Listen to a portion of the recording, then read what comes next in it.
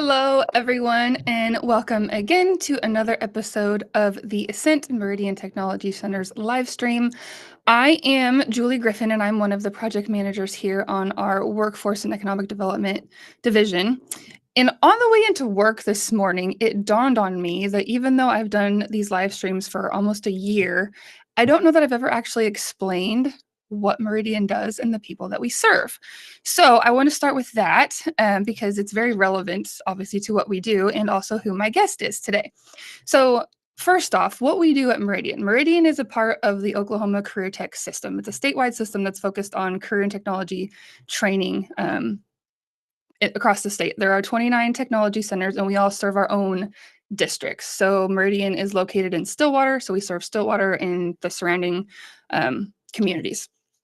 We have three main audiences that we serve, or clients that we serve, and those are on the full-time side. High school students attend full-time career training programs for half a day, either morning or afternoon, and that training follows the regular school calendar, like August through May.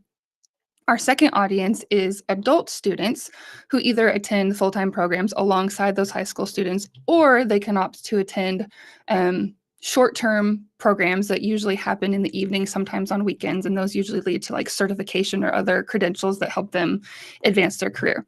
The third side, or the third client that we serve, is business and industry services, or workforce and economic development, and that's where I am housed.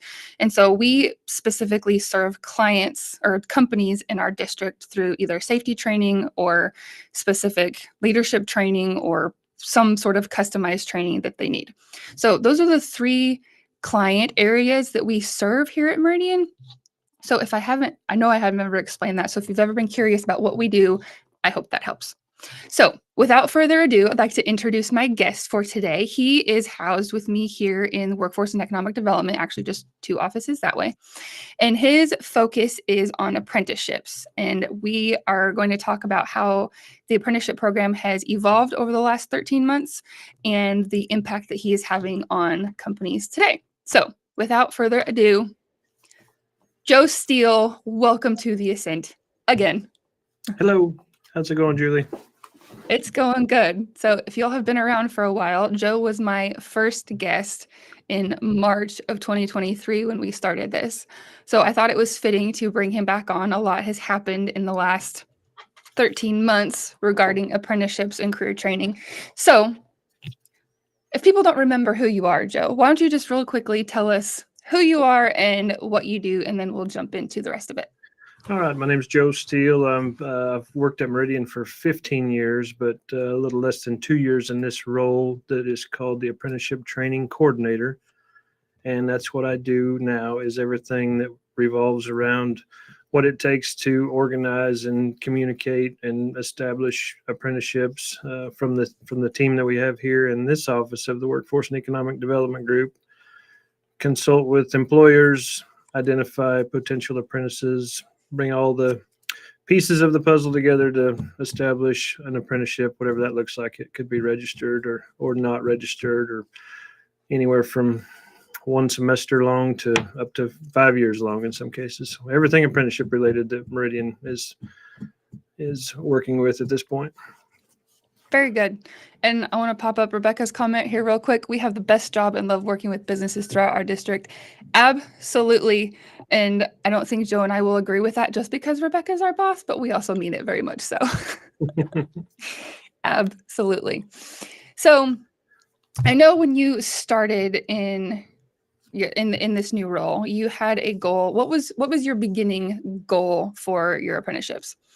Well, we really didn't know how hard it would be or how long it would take, and it was all new, and we'd heard a lot of things about how hard apprenticeships were to get started, and a lot of horror stories about timing, everything about it. So we didn't have a huge expectation. We just wanted to basically see what the needs were and identify some ways that we could serve our employers and some students that aren't traditionally able to attend a full-time training program like Julie described earlier. And so the goal was pretty vague, but when I was put in this position to kind of learn how to make it work and figure it out, we did say we were going to try to start something by August of 23, which was, not too long ago. And that would have given us a little over a year to get things set up and started. So we didn't have a huge goal up front, but we quickly learned that the response was good and maybe better than we expected. And it really met the needs that we were being told about, and so we were able to start quite a bit sooner than that, and it's taken off quite a bit faster than we expected, just because it fits. I mean, the timing is good. The employers need people now. We need to increase our capacity with what we can, with who and how we train, and like all the pieces. The timing was good. Like the timing was why it's mostly why it happened quicker than we expected. And I think Julie mentioned a little over a year ago we signed up our first registered apprenticeships in February of 23. So we've been at it for close to 2 years, but we've had official enrollments for just a little over a year now. That's awesome. I love that. And I think it's incredible to me that all the pieces have fallen together, and that, number one, we have somebody, who's dedicated to apprenticeships, and also that just the timing of everything else and employers needing workers and everything has come together at just the right time. Mm-hmm. So you mentioned increasing capacity. So why don't you dig into that a little bit more about how apprenticeships help companies increase their capacity? Okay. And that's twofold. And when I'm talking capacity, that's capacity of what our existing resources can train in terms of numbers, and then increase capacity at employers who might be able to take on more employees to grow their business a little bit. So that capacity happens on both ends.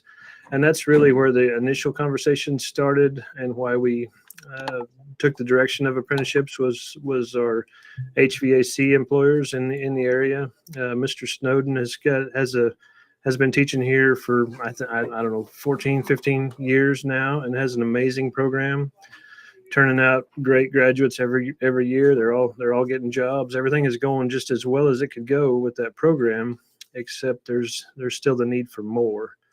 And the answer is not always just to like add to that program. Like that's a good program, and that's not always the obvious answer, because sometimes the need for more includes different, and that's where, like I said, the initial conversations had, what can we do different to help our employers train more people? And the apprenticeship model is what kind of rose to that thought process, because our employers were kind of doing this on their own anyway. I mean, they were hiring students out of our full-time program, but they were also hiring additional people without any training, and doing it on their own. Like there's several paths in every occupation. There's several paths to get to your goal. And we just found an additional path to complement what we were already doing well. And that's how the conversation started. They needed more people. We needed to train more people without without starting an additional program or all the things it would take to make the existing program bigger. So the apprenticeship model is more of a partnership with the employer, and that's probably the part I like about it most, because we get to listen to them. By definition, it's industry driven, so we hear what works for them, and we partner with that particular employer to help train their person the way they need them trained. So.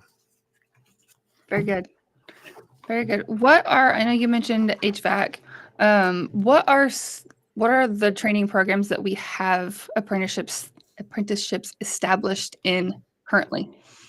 Currently, we have aligned 4 United States Department of Labor registered apprenticeship programs with 4 current training programs we have in place at Meridian. That's HVAC, that's electrician, that is automotive collision repair, and automotive mechanic. Those are the 4 programs that we already had good programs in place, and had all the, had instructors and facilities and all the stuff we needed to support apprenticeships. So those are 4 of the 5. The 5th one is plumbing. And the reason we're venturing into plumbing, and we have sponsorship for that now, we don't have enrollments yet, but we will within the next few months. That is a program that is in high demand in our district. And several of our HVAC employers also do plumbing. And so when they saw the benefits of what we were doing with HVAC, that was a lot of their questions is, can we do this with plumbing as well? And the answer is yes, but it takes a little bit longer to start that because we're starting from scratch. So we are in the process now of putting together a plumbing program that'll meet only in the evenings with an adjunct instructor, and it's going to be a 2 night a week class to support a plumbing apprenticeship. So that's the 5th one for now.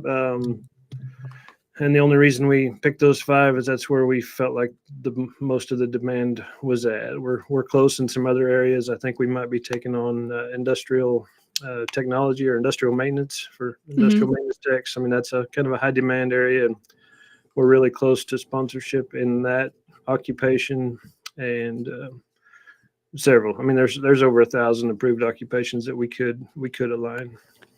Wow, that's a lot. And I love that the focus has been on, not just what we think would be fun and interesting and cool, but where the actual demand is for our companies and for the industry.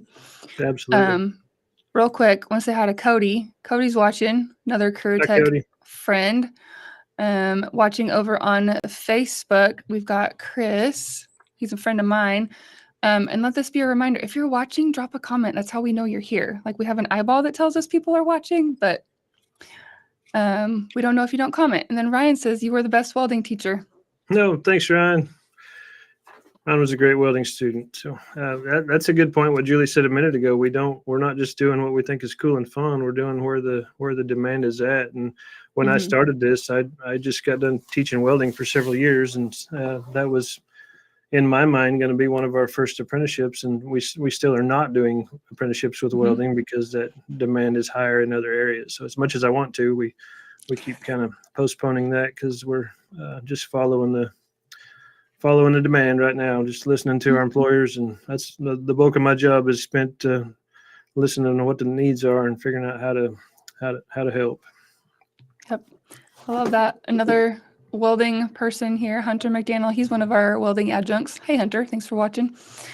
So why don't you talk a little bit more about the listening part of your job? I know when you did your overview for our team not too long ago, you said, 30 to 50% of your time is spent listening. So what are some of those key things that you listen for employers either saying or not saying? Just the pain points in their business. Like they're I learned like I mentioned before, I had a lot of ideas, and as I learned how to present ways to make this work, I had a lot of things that seemed like they made a lot of sense in my mind, and that's the kind of the direction we started because we didn't have any direction yet. And so sometimes what I thought was the best plan wasn't always what the employer thought was the best plan in terms of timing or commitment level, all the different things. So I just listened to find out what works for them, and then it may not be a registered apprenticeship what they need. It may not be an apprenticeship at all. It may just be a way of helping them connect with the way that we can serve them. So that's true, and that's one of the hardest parts of my job. Is because I'm kind of a doer, and I feel like I need to be like accomplishing something very often. And some of my days, I spend a lot of time just talking to people and communicating by email and just the different things to kind of learn more about them. And then once I've kind of gathered enough information, then we can start the doing part of putting a program together that will meet those needs. So yeah, a lot of time networking. That's good. So I love Rebecca's comment, and this is actually where I was going next. Can you talk more about the benefits to employers in the apprentice and why this apprenticeship model is so beneficial? We've only got 15 more minutes on this cast on this show, but I need a couple hours for that. The You can do it, Joe. The benefits are amazing. Like it just fits. The biggest ones I can think of so far is the timing of hiring in comparison to students coming out of full-time programs. Like, right, we're kind of going into the spring. We just had spring break. This is when most of our traditional full-time students are wrapping up programs. So, historically, this was about the only time of the year to hire students that are graduating full-time programs. So this opens the door to hiring year-round. Our programs are all, for the most part, open entry. And so when an employer has a need and identifies the person that they want to put in the training, we can start that almost any time. So that flexibility of start time in a organized training program is really good. The biggest benefit is we are we're working for them specifically. Like we're going to train, say collision repair technicians for 8 different shops. And for the most part, we're going to train them the same, but every shop is a little bit different, has their own little niche maybe. And so the apprenticeship training model, they have a mentor while they're at work, and then they have an instructor while they're at school, and the apprentice is learning from both of them. So it's really specific to their shops. We're going to cover all the bases with our instructor and get all the overview covered, but it feels really more like we're like assisting them with their own training instead of training them how we think they should be, how we want it done, and then handing them off. So it's a true partnership from the start. Sometimes it's up to 3 or 4 years we're with that apprentice till they're done, whether that means they test for a journeyman's license or they complete a ASE certification and the mechanics. So a lot of those certifications require on-the-job time as well. So sometimes a student isn't eligible to test for those higher level certifications with just school alone. It takes class time and work time, and the apprenticeship model obviously lines up well with that. So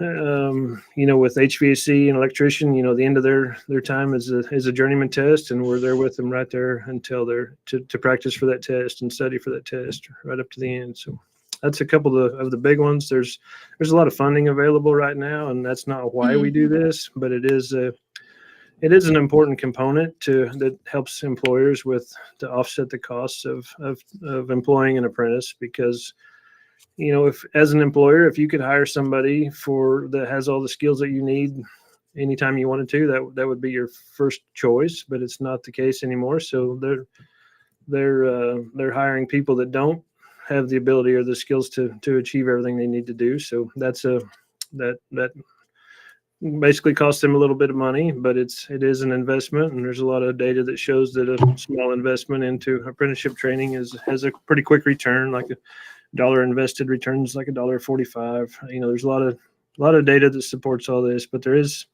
funding that offsets some of those costs. So that's another part of my job is showing and helping employers see where and how to leverage some of that funding. And that is all external. That's through other agencies or other organizations, and I connect those dots to help them with that. So they can, even though they're hiring somebody without all the desired skills, they're getting reimbursed for some of those expenses along the way if they want to. And again, that's optional. We're just the training, and they're doing the employing, we're doing the training, and the partnership could end right there. But for some of our employers, they do seek those additional funds to help with that. Okay, very good. I love that there's funding available, because even if companies don't want it, at least knowing that it's there, I think is good. What percentage of companies that you work with do you say take advantage of that funding versus don't? I would say probably 70% are seeking at least part of the funding that's available. Cool. And some of the funding is very specific to support exactly what we're doing. So it's not, it lines up. Part of the criteria is full-time employment and being part of a registered apprenticeship program. That's the two criteria. So it lines up well. Cool. On the employment side, so is this something that the employer finds the person that they want to hire and train, and then they come to you, or can an individual be like, hey, I want to be an apprentice in that field and come here? How does that work? Yes and yes. I like to think of it as we are not a staffing agency. We're not an employment agency, but we also can make recommendations and referrals. So an apprentice can come from several different places. We have our marketing team has put together a great page on our website that has a list of approved employers that are currently part of the program. And so if we get a call from just somebody that's heard about apprenticeships and they called Meridian and said, what's my next step? Then, the first step of every apprenticeship is a full-time job. So if it's somebody that nobody knows, we can refer them to one of the about 30 or so approved employers that are already in our system, basically. And so they can seek employment with one of those companies and then become part of the program. The employers can send them directly to us. They can send somebody that's worked for them for any amount of time, or they can send a new hire if they want to. And then as students in our full-time programs are graduating or at any stage, really, I mean, they can transition from full-time if they've got the desire and the capacity to maintain a full-time job. They can switch over to the apprenticeship model instead of the full-time program if that's a good fit. And we're cautious with that because what we're doing with them is the way we've always done it, and it works. And so we don't encourage that, but we have had some scenarios where students, maybe financially we're not going to be able to complete a full-time program. This is sometimes a better option for them. So every scenario, they come from every direction at any time. The biggest thing about it is the flexibility and the timing of how we can enter and just make it work for that person at that time. Very One of good. the first things I learned with apprenticeship is if you've seen one apprenticeship, you've seen one apprenticeship. And that's pretty true because they're all a little bit different. They all come in at different stages. They have credit for what they've done leading up to that point. They're all, it's not black and white. It's a little bit different for almost every single one of them. Gotcha. Do you want to talk a little bit about, I know you have a couple success stories that you like to share, and I think would be really fun to share with our audience. Maybe on the apprentice side, share a success story, and then on the employer side, share a success story. Yeah, I always talk about Crystal Counselor, and I've got permission to talk about her a lot. Travis Snowden's HVAC program. Crystal is a lady from Ponca City that has a teenage son. And I won't get the story exactly right, but you'll get the gist of it. But she was working in a fast food industry in Ponca City. And I think somebody came in to work on some of their chilling equipment. And she asked a few questions and thought, that looks kind of fun. And what would it take to do this for a living? She asked a lot of the right questions, and they told her, what it entailed. So she applied for enrollment at Meridian. At the time, the program was full, and she was placed on a waiting list. But again, she's Ponca City, which is a pretty good ways away. We work closely with Pioneer Technology Center in Ponca City, but they at the time did not have a HVAC program, so this was her closest option. But raising a teenage son, single mom, working full time, just school is a big hurdle, right? And so we signed up a few apprentices the first week that we started. She was one of that first cohort that we started. So she was able to go back to work for a company, Ward's Heating and Air in Ponca City. And they took her on. They were one of our first approved employers, and that was one of our first enrollments, and she's doing super good. She just passed. I think she just took her journeyman's test, a week or 2 or 3 ago, and I'm sure she passed. I mean, she's done really well at everything she's done. I don't know for sure officially, but I mean, she has or she will pass that. So that's the cool part. That's why we do it. Is that's somebody that probably would not have been able to complete something like this in a traditional path, and so that's a big win. So she's doing well, and very appreciative of having this opportunity to come along. And I'm very appreciative of her because she's done so well, because she did everything like she's supposed to. And working for a company in the town she lives, that allowed her to go to work in her hometown and just come to us, 1 or 2 times a week instead of 5 times a week. So saved her money there and on travel and just all the different things. That's awesome. I love that story because I think it really shows the difference that this program can make in somebody's lives. And that's what we're here for, is to have a positive impact on people's lives. That's why we do it. Yes, exactly. There is a QR code on screen. If you see right there, you can scan that. And it'll take you to the webpage on Meridian's website, so you can learn more about apprenticeships. I did see somebody scanned it already earlier, so that's exciting. When you scan it, it tells us. So thank you to whoever scanned that. Before you talk about your employer success story real quick, Cody asked, and I think this is a good thing to explain, the difference between a registered and non-registered apprenticeship program. Most of that is that's a great question, Cody. I like that question, and There's a lot to it, but the biggest difference is it is registered means it's registered somewhere. In Oklahoma, the only option we currently have for registered apprenticeships is United States Department of Labor. Some states have their own state registered apprenticeships, and that can be something that's regulated at the state level. Oklahoma is not one of those states, so we adopt United States federal regulations if we choose to go the registered route. Non-registered is, I don't like the word. We're going to stop using the word, and I've used it a lot for the last 2 years, but I don't like non-registered because when I hear non anything, it makes me think it's less important or inferior. It's actually not. It just means that it's not as in-depth as a USDOL registered, and it's something that we can truly customize. And so the most success we've had with that level is through our industrial technology program, where we had some employers that were very interested in doing an apprenticeship or training somehow in that skill, but they did not have the desire to enter the long-term multi-year process. So we took a shortened version of that, and we could give them what we called non-registered in the amount of one semester. And so they got the training they needed on the apprenticeship model, where they were coming 6 hours a week to class and working the rest of their week at work, and it fit for them. So we do some of those when it's the best fit for the employer.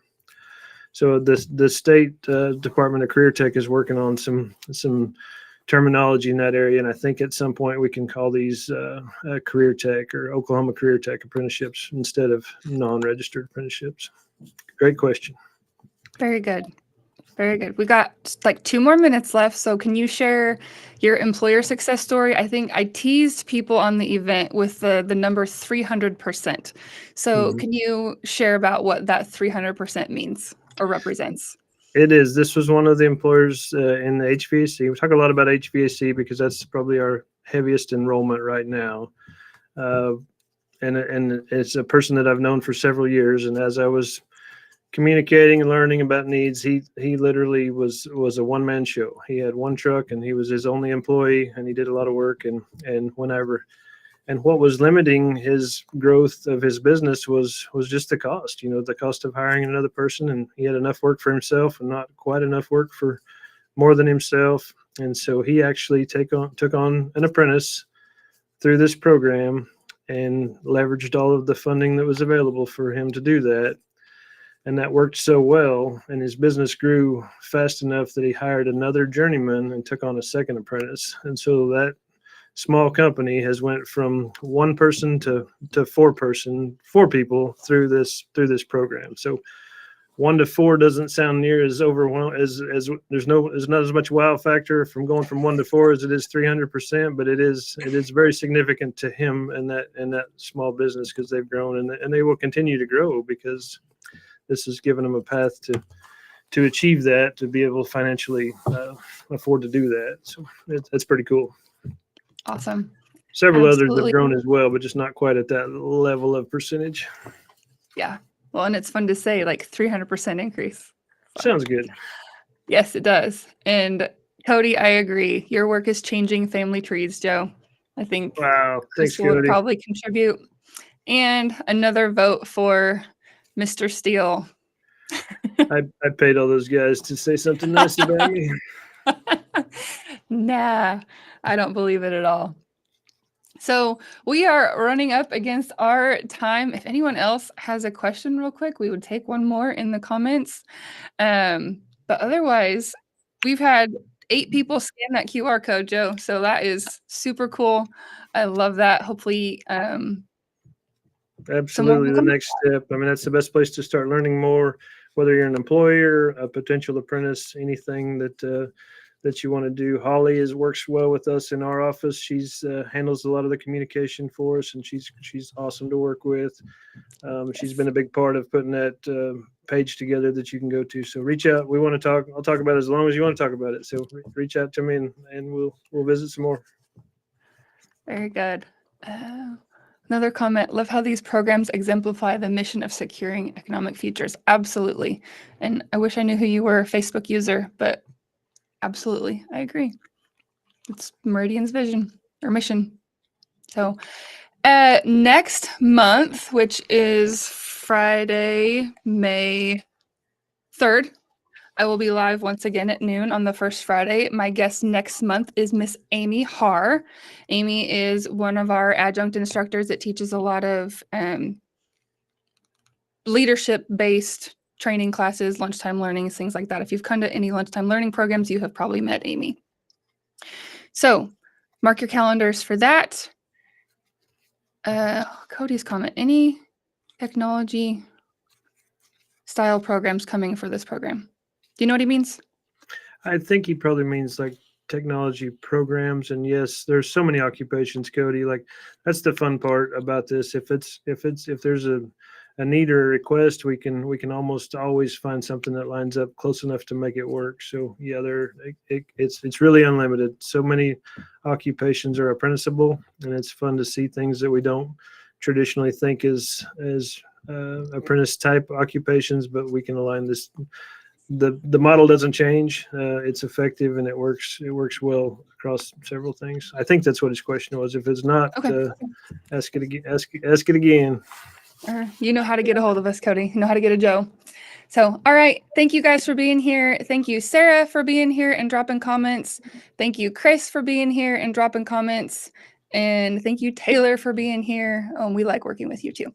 So take care, y'all. We will see you all next month. And if we can help you in the meantime, please don't hesitate to reach out. Have a great day. Absolutely. Thanks.